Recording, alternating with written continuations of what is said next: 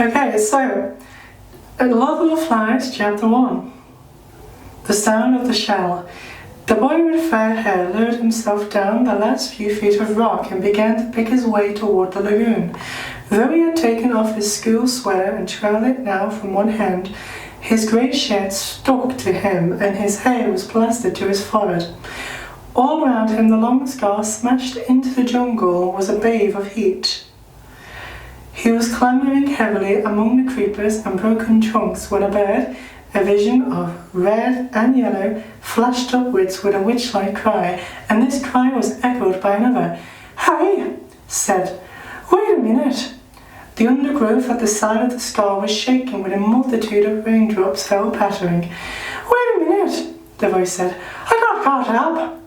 The fair boy stopped and jerked his stockings with an automatic gesture that made the jungle seem for a moment like the home countries. The voice spoke again. "I can't hardly move with all these creepy things." The owner of the voice came backing out of the undergrowth so that twigs scratched on a greasy windbreaker. The naked crooks of his knees were plump, caught and scratched by thorns. He bent down, removed the thorns carefully, and turned around. He was shorter than the fair boy and very fat. He came forward, searching out safe lodgments for his feet, and then looked up through thick spectacles. "Where's the man with the megaphone?" The fair boy shook his head. "This is an island. At least I think it's an island.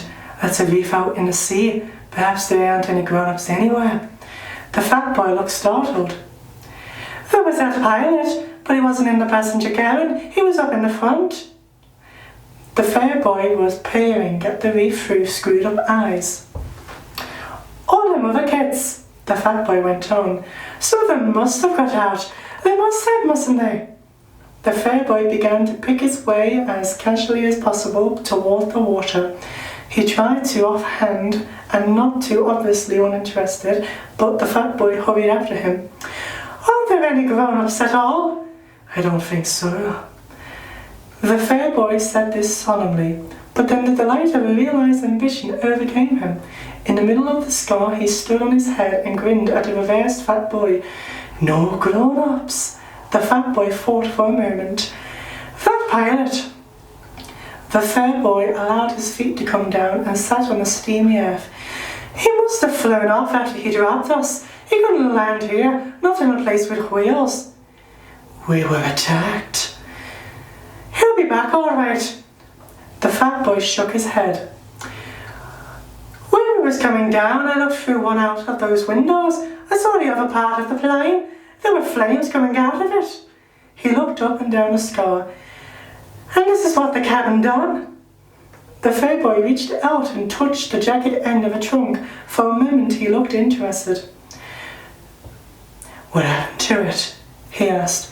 "Where's it got to now?" "The storm dragged it out to sea. It wasn't half dangerous with all them tree trunks falling. There must have been some kids still in it." He hesitated for a moment, then spoke again. "Oh, what's your name?" "Ralph." The fat boy waited to be asked his name in turn, but this proper acquaintance was not made. The fair boy called Ralph smiled vaguely, stood up, and began to make his way once more toward the lagoon. The fat boy hung steadily at his shoulder. "I expect there's a lot more of us scattered about. You haven't seen any of us, have you?" Ralph shook his head and increased his speed. Then he tripped over a branch and came down with a crash. The fat boy stood by him, breathing hard. "My auntie told me not to run," he explained, "on account of my asthma." "Asthma?" "That's right. Can't catch my breath. I was the only boy in our school that had asthma," said the fat boy with a touch of pride. "And I've been wearing specs since I was 3. He took his glasses and held them out to Ralph, blinking and smiling, and then started to wipe them against his grubby windbreaker. An expression of pain, inward concentration, altered the pale contours of his face. He smeared the sweat from his cheeks and quickly adjusted the spectacles on his nose. "Them fruit?" He glanced round the scar. "Them fruit," he said. "I expect." He put on his glasses, waited away from Ralph, and touched them down among the tangled foliage. "I'll be out again in just a minute," Ralph disentangled himself cautiously and stole away through the branches. In a few seconds, the fat boy's grunts were behind him, and he was hurrying toward the screen that still lay behind him and the lagoon. He climbed over a broken trunk and was out of the jungle. The shore was fledged with palm trees. There stood or leaned or reclined against the light, and their green feathers were hurried feet up in the air. The ground beneath them was a blank, covered with coarse grass, torn everywhere by the upheavals of fallen trees, scattered with decaying coconuts and palm saplings. Behind this was darkness of the forest proper, and the open sore space of the scar. Ralph stood, one hand against the grey trunk, and screwed up his eyes against the skimmering water. Out there, perhaps a mile away, the white surf flinked on coral reef, and beyond that the open sea was dark blue. Within the irregular arc of coral, the lagoon was still a mountain lake, blue of all shades and shadowy green and purple. The beach between the palm terrace and the water was a thin stick, endless apparently, for Ralph let the perspective of palm and beach and water drew to the point of infinity, and always, almost visible, was the heat. He jumped down from the terrace. The sand was thick over his black shoes, and the heat hit him. He became conscious of weight of clothes, kicked his shoes off fiercely, and ripped off each stocking with its elastic garter in a single moment. Then he leapt back on the terrace, pulled off his shirt, and stood there among the skull-like coconuts with green shadows from the palms and the forest gliding over his skin. He undid the smoke claps of his belt, locked off his shorts and pants, and stood there naked, looking at the dazzling beach and the water. He was old enough, 12 years and a few months, to have lost the prominent tummy of childhood, and not yet old enough for adolescence to have made him awkward. You could see now that he might make a boxer as far as width and heaviness of shoulders went, but there was a mildness about his mouth and eyes that proclaimed no devil. He patted the palm trunk softly, and forced at last to believe in the reality of the island, laughed delightedly again, and stood on his head. He turned neatly on his feet, jumped down to the beach, knelt and swept a double armful of sand into a pile against his chest. Then he sat back and looked at the water with bright, excited eyes. Rafe, the fat boy, lowered himself over the terrace and sat down carefully, using the edge as a seat. "I'm sorry I've been such a time. They're fruit."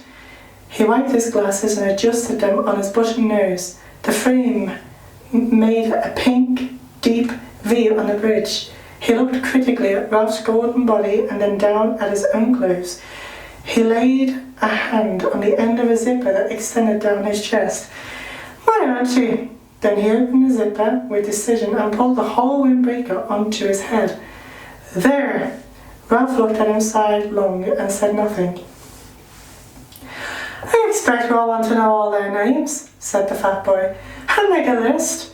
We ought to have a meeting."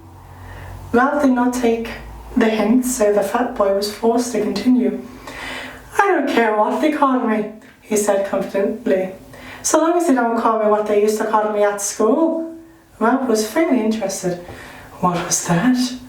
The fat boy glanced over his shoulder, then leaned toward Ralph. He whispered, "They used to call me Piggy." Ralph shrieked with laughter. He jumped up.